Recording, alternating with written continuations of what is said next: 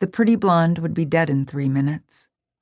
She stood in front of the Biltmore Los Angeles Hotel, wind snapping her black linen dress against her waist, revealing shiny Spanx and spray-tanned thighs. Ringed around her, a dozen true crime junkies baked under the September sun, leaking electrolytes, but not enthusiasm. Not yet.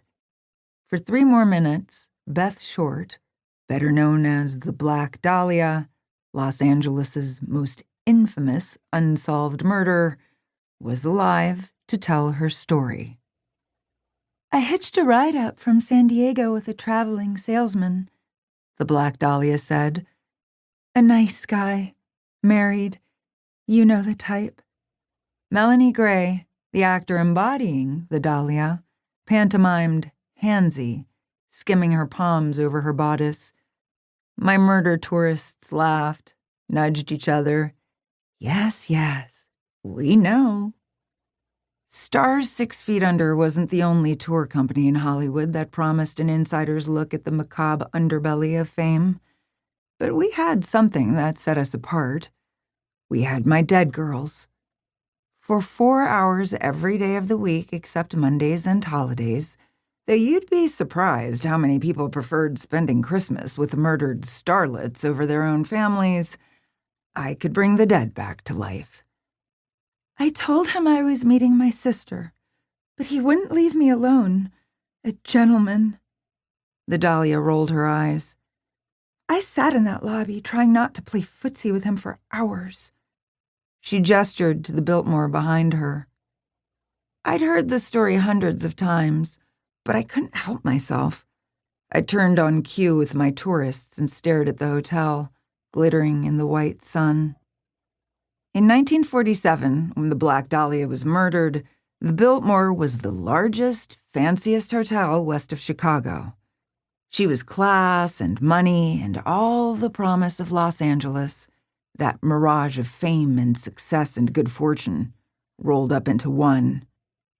Now, nearly 100 years into her residency, ancient in this city, which preferred its buildings like its women, shiny, new, young, the Biltmore was starting to show her cracks.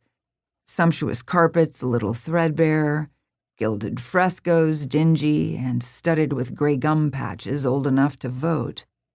In the end, she had brought the Black Dahlia fame. By the time I got rid of him, the Dahlia said, blonde strands escaping her black wig, it was night.